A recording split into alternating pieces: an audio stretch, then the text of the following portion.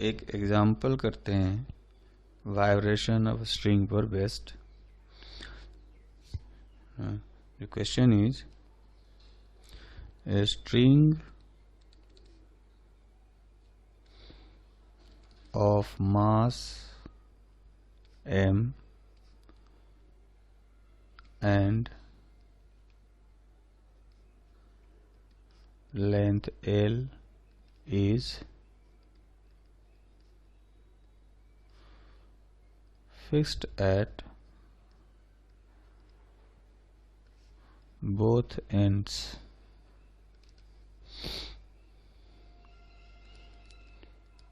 It is vibrating in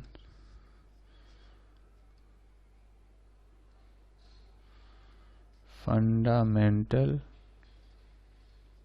mode.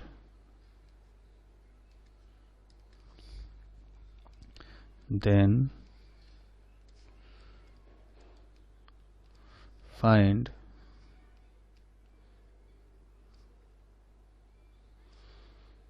energy of vibration if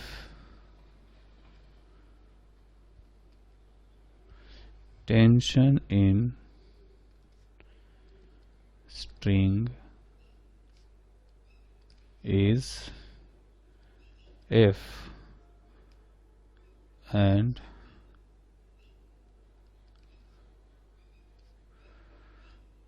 maximum amplitude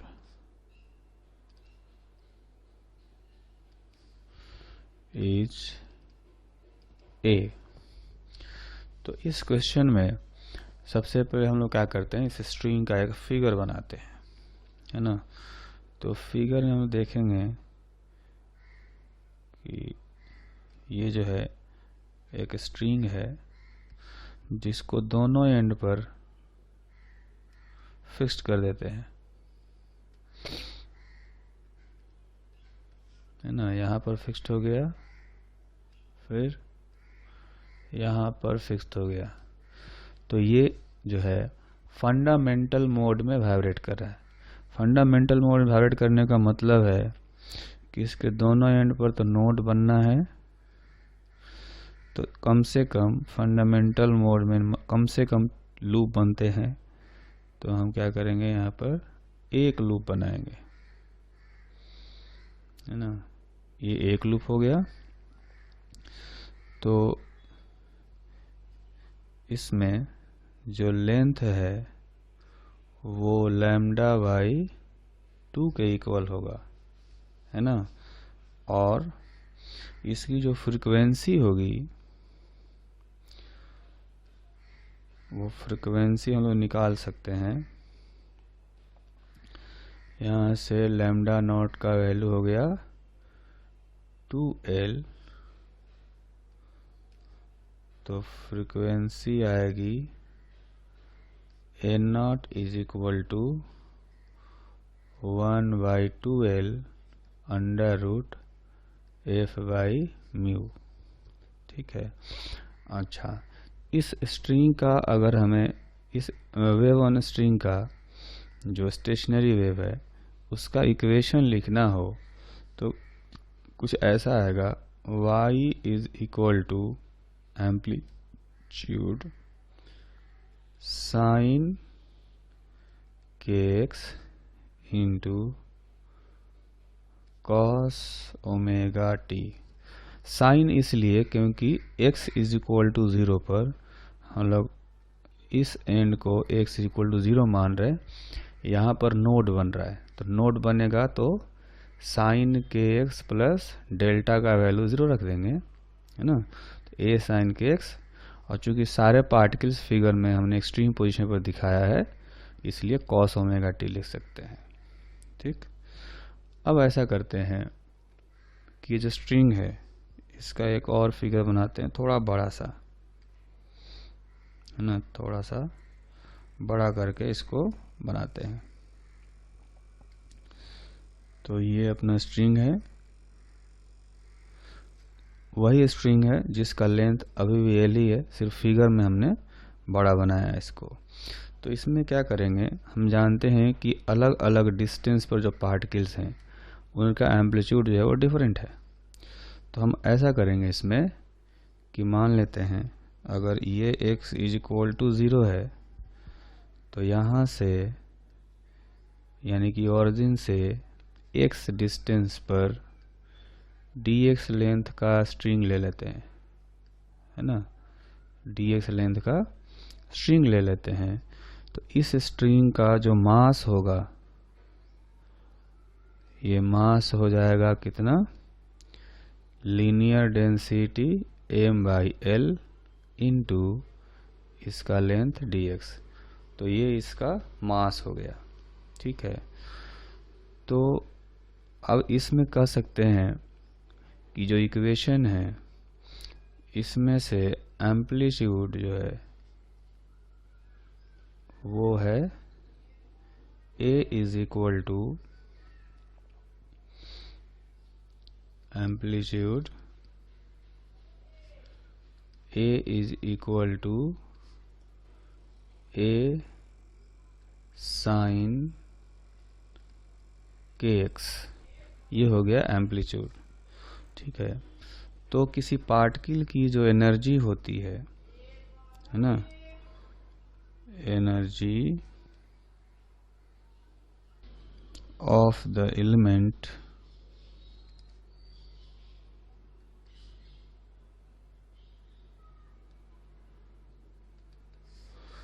dE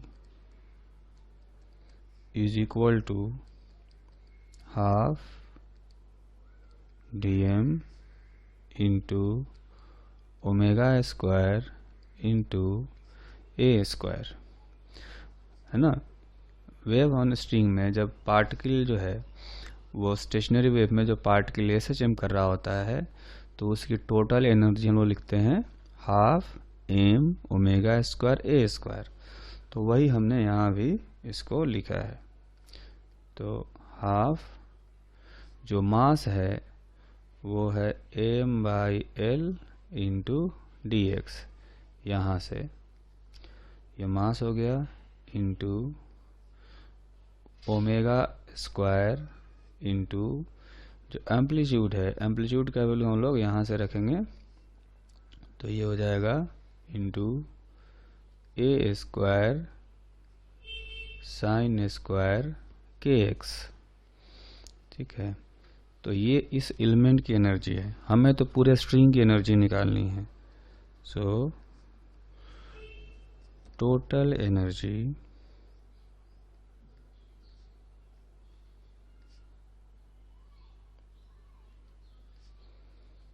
of string is equal to E is equal to integration of dE, है ना। तो E is equal to हम लोग करेंगे जो constant term है यहाँ से, इसमें से कांस्टेंट टर्म को पहले लिख लेते हैं, m omega square A square divided by 2l into sine square kx into dx। अब x का जो वैल्यू है 0 से l तक इंटीग्रेशन करेंगे, ठीक है। तो इसके बाद जो आएगा तो m omega square A square by 2l into ये जो साइन स्क्वायर kx है इसमें हम लोग 2 से ऊपर नीचे मल्टीप्लाई कर देते हैं, ठीक है। तो अब जो है इसको हम लिख सकते हैं 1/2 इंटू 2 साइन स्क्वायर kx को लिखा जा सकता है 1 minus cos 2kx into dx 0 to l, ठीक है। अब इसके बाद जो है ये हो गया m omega square A square divided by 4L। ठीक, अब इसका इंटीग्रेशन करेंगे तो आएगा dx जो है, इसको हम लोग इंटीग्रेशन करेंगे तो एक टर्म हो गया dx minus cos 2kx dx, इसको भी इंटीग्रेशन करेंगे। ठीक, तो और इसमें लिमिट जो हमें कहाँ से कहाँ रखना है, 0 से L, और ये भी हो गया 0 से L। ठीक है, तो इंटीग्रेशन करने के बाद ये आएगा m omega square a square by 4। तो ये हो गया 4 इंटू, इसका इंटीग्रेशन आ जाएगा dx का x, लिमिट रखने पर आ जाएगा L, माइनस cos 2kx का आएगा sin 2kx बाई 2k, और इसमें लिमिट रखेंगे 0 से L, है ना। तो ये होगा m omega square a square by 4, यहाँ L छूटा हुआ है, आ जाएगा, और इसको लिमिट रखने पर 0 हो जाएगा ये। तो ये वाला जो पार्ट है ये चूँकि 0 हो गया तो सिर्फ ये रह गया m omega square a square by 4। अब इसमें हम लोग क्या करेंगे कि m by 4 2 pi n whole square into a square, ये रखेंगे तो ये आ जाएगा m, इसको थोड़ा ठीक से लिखते हैं, तो ये जो वैल्यू है वो इतना आ गया, है ना। तो energy is equal to m by 4 pi square, n square है, n स्क्वायर के जगह पर हम लोग रखेंगे यहाँ से वैल्यू, है ना। ये हमने फ्रीक्वेंसी जो निकाला हुआ है n, इसकी वैल्यू रखेंगे तो आएगा 1 by 4L square into f by mu, और म्यू जो होता है ये होता है f by L into a square. तो ये फाइनली सिंप्लीफाई करने के बाद ये हो जाएगा pi square a square f divided by 4L। तो कुल मिलाकर के ये जो है पूरे स्ट्रिंग की एनर्जी आ गई।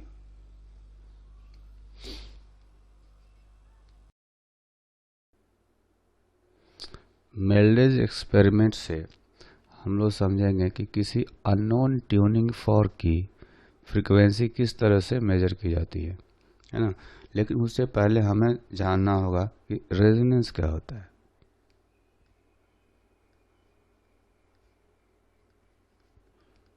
ना। रेजोनेंस क्या है? रेजोनेंस एक स्टेट है जब दो इंस्ट्रूमेंट्स सेम फ्रीक्वेंसी से सेम फेज में वाइब्रेट करने लगते हैं, है ना। तो resonance is when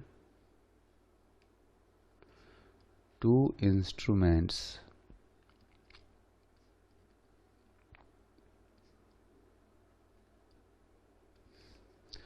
vibrate with equal frequency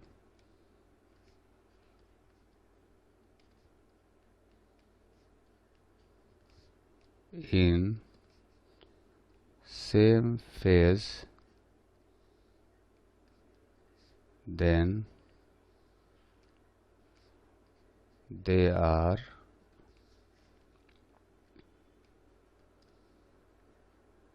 said to be in resonance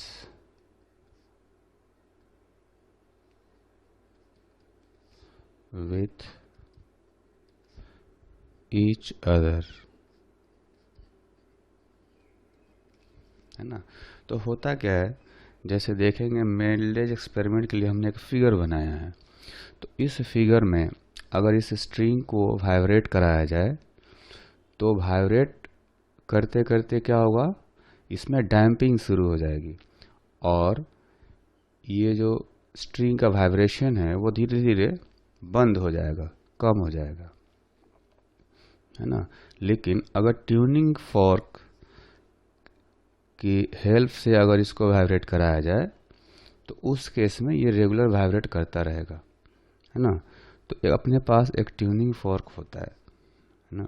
मेल्डेज experiment जो है उसमें हम लोग क्या करते हैं, मेल्डेज एक्सपेरिमेंट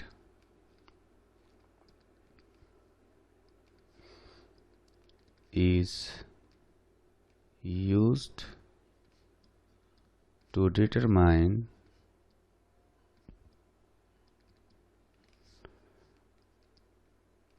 the unknown frequency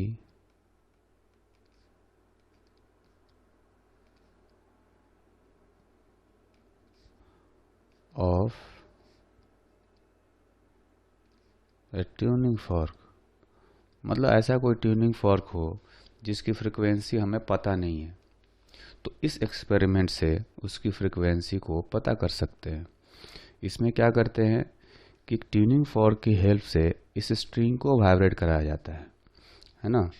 तो वाइब्रेट कराएंगे तो इसमें ये कुछ लूप्स में वाइब्रेट करेंगे। स्ट्रिंग है, सपोज इसमें कुल मिला करके 5 लूप बन रहे हैं, है ना। तो अगर वाइब्रेट करेगा इसके साथ ट्यूनिंग फॉर्क और स्ट्रिंग अगर दोनों सेम फ्रीक्वेंसी के साथ वाइब्रेट करेंगे तो उस केस में हम लोग नंबर ऑफ लूप्स जो है वो काउंट कर लेते हैं, है ना। When string vibrate with tuning fork in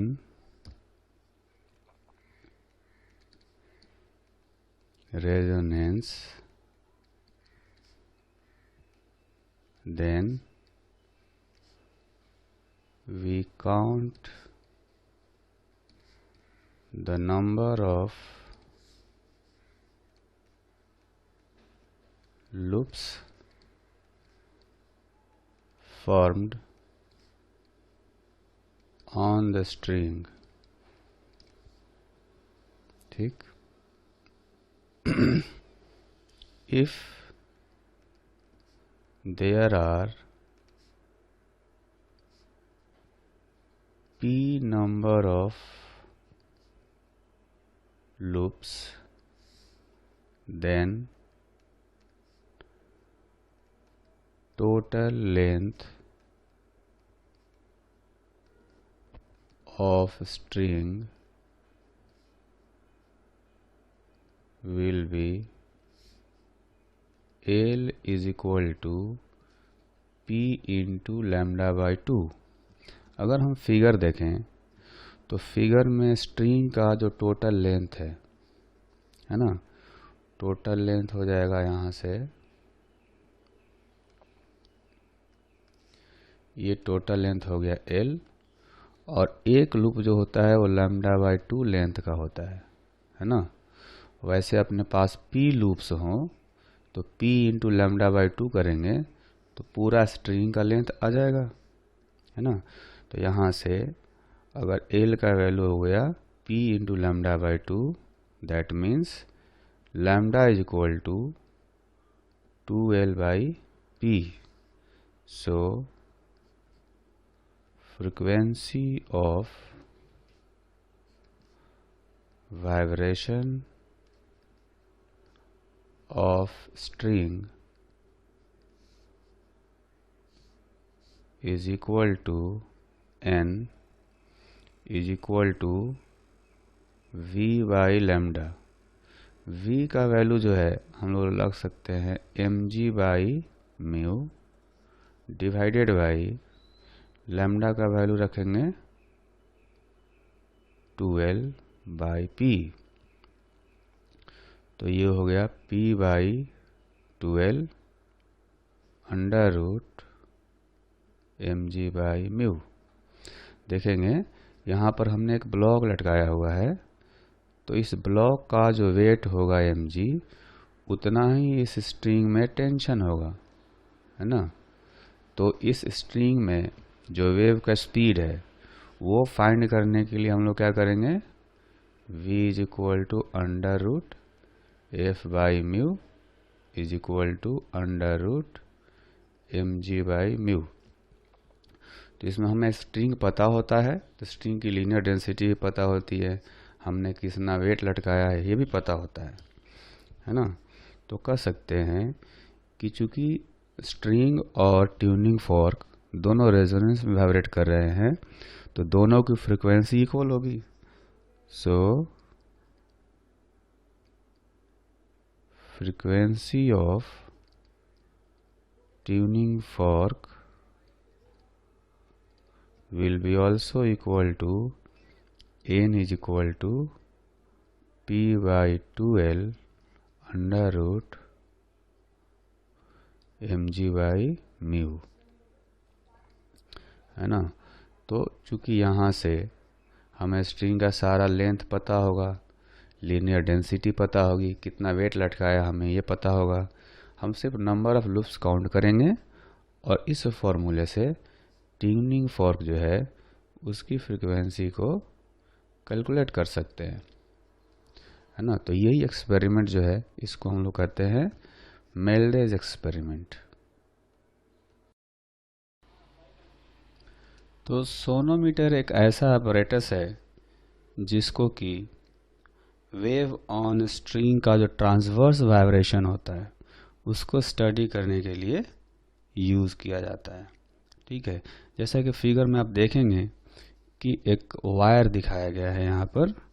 इस वायर का जो लेंथ है वो हम लोग मान लेते हैं कि L है, ठीक। और इस वायर को स्ट्रेच किया गया है, एक ब्लॉक जो है, ब्लॉक कह लें या एक वेट कह लें, इसे स्ट्रेच किया गया है, ठीक है। तो कह सकते हैं कि sonometer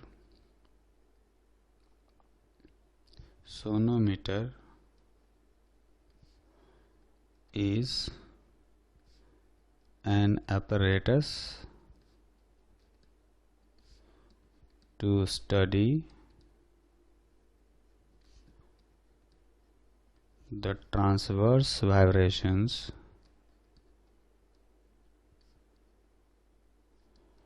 of wave on string, ठीक है। तो जैसे कि हमने कुछ देर पहले पढ़ा कि अगर किसी स्ट्रिंग के दोनों एंड को फिक्स कर दिया जाए तो उस पर जो स्टेशनरी वेव फॉर्म होते हैं ना, वैसा ही ये भी केस है। इसमें भी दो एंड फिक्स्ड हैं, देखेंगे ये वाला पॉइंट नहीं हिलेगा और इधर वाला पॉइंट भी नहीं हिलेगा। तो इस वायर पर स्टेशनरी वेव्स फॉर्म होंगे कुछ इस तरह से, है ना। कुछ इस तरह से स्टेशनरी वेव फॉर्म होंगे इसमें।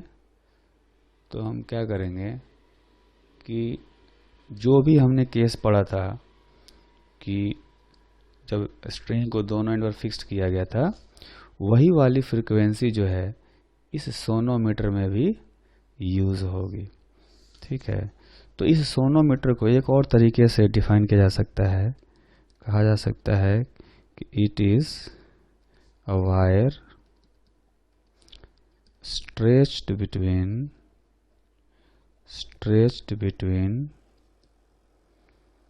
two bridges,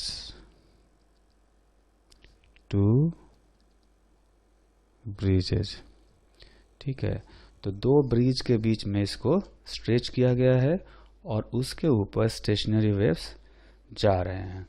ठीक है, तो जो फ्रीक्वेंसी हमने पढ़ा था vibration of string fixed at both ends के लिए, वही वाला फॉर्मूला जो है यहाँ भी अप्लाई करेंगे। तो कह सकते हैं कि frequency of sonometer is given by Np is equal to P plus 1 into under root F by mu divided by 2L, है ना।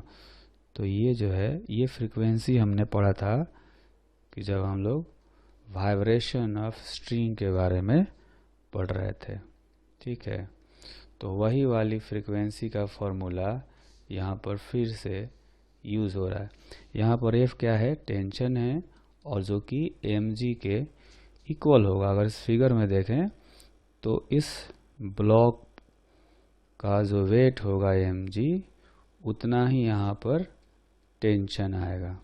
ठीक है, तो ये इस तरह से कहा जा सकता है कि जो फ्रीक्वेंसी है सोनोमीटर की वो कई फैक्टर्स पर डिपेंड करती है ना। जैसे कि Np is directly proportional to square root of tension. ठीक है, यह पहला फैक्टर हो गया टेंशन, और दूसरा फैक्टर होता है लीनियर डेंसिटी। तो कहा जा सकता है कि फ्रीक्वेंसी इज, जैसा कि यहाँ फॉर्मूले में है, frequency is inversely proportional to square root of linear density. Also, frequency is inversely proportional to length of sonometer wire. ठीक है, तो कुल मिलाकर के ये जो फ्रीक्वेंसी है सोनोमीटर की वो तीन फैक्टर पर डिपेंड करती है। किस पर? स्क्वायर रूट ऑफ टेंशन के proportional, square root of linear density के इन्वर्सली प्रोपोर्शनल, और लेंथ ऑफ सोनोमीटर के इन्वर्सली प्रोपोर्शनल, है ना। तो ये जो तीन प्रोपोर्शनलिटी है ना, जो डिपेंडेंस है फ्रीक्वेंसी का इन तीन फैक्टर्स पे, उसको कहा जाता है लॉज ऑफ सोनोमीटर, है ना, लॉज ऑफ सोनोमीटर। तो सोनोमीटर की फ्रीक्वेंसी निकालने के लिए कभी भी इन तीन लॉज का यूज कर सकते हैं। ठीक है, तो अब हमने जो है इस सोनोमीटर के बारे में जान लिया। अब आगे इस सोनोमीटर पर बेस्ड एक एग्जाम्पल करेंगे ना। तो सोनोमीटर पर बेस्ड एक एग्जाम्पल करते हैं। The question is the distance between two nodes on a sonometer wire is equal to 10 centimeter. The sonometer wire is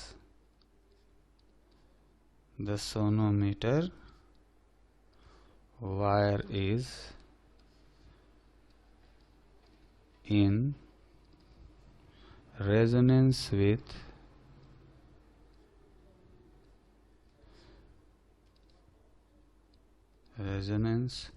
with a tuning fork of frequency 256 hertz. ठीक है, तो जो सोनोमीटर वायर है वो किसी ट्यूनिंग फॉर्क की frequency के साथ में वाइब्रेट कर रहा है। रेजोनेंस का मतलब ये हुआ। तो हमें क्या करना है, then we have to find the speed of wave on sonometer। ठीक है, तो इस क्वेश्चन में जो हमें बताया गया कि दो नोड्स हैं, है ना, दो नोड्स के बीच में जो सेपरेशन है वो हमें पता है कि λ/2 के इक्वल होता है है ना। जैसे मान लें कि ये 2 नोड हो गए, तो 2 नोड हो गए, तो यहाँ पर 2 नोड्स के बीच में एक लूप बनता है, ठीक। और ये जो लूप है इसका लेंथ होता है λ/2 के इक्वल। इस क्वेश्चन में ये जो लेंथ है वो दिया गया है 10 सेंटीमीटर। तो इसका मतलब ये हुआ कि जो वेवलेंथ है ये हो जाएगा 20 सेंटीमीटर, यानी कि lambda is equal to 0.2 metre, ठीक है। ये आ गया वेवलेंथ। अच्छा, कह सकते हैं frequency of sonometer is equal to, है ना, ये आएगा 256 hertz. Frequency of sonometer is equal to 256 hertz because sonometer is vibrating in resonance with a tuning fork of frequency 256 hertz। तो जो फ्रिक्वेंसी ट्यूनिंग फॉर्क की है वही फ्रिक्वेंसी सोनोमीटर की हो जाएगी, है ना। तो कहा जा सकता है so speed of wave on sonometer is equal to V is equal to n lambda, है ना। तो n जो है ये है 256 और लैम्डा का वैल्यू है 0.2। तो कुल मिलाकर के जो स्पीड है ये आ गया 51.2 मीटर पर सेकेंड। तो ये हो गया आंसर अपना, है ना। सोनोमीटर पर जो वेव चल रहा होगा उसका स्पीड इतना हो जाएगा, ठीक है।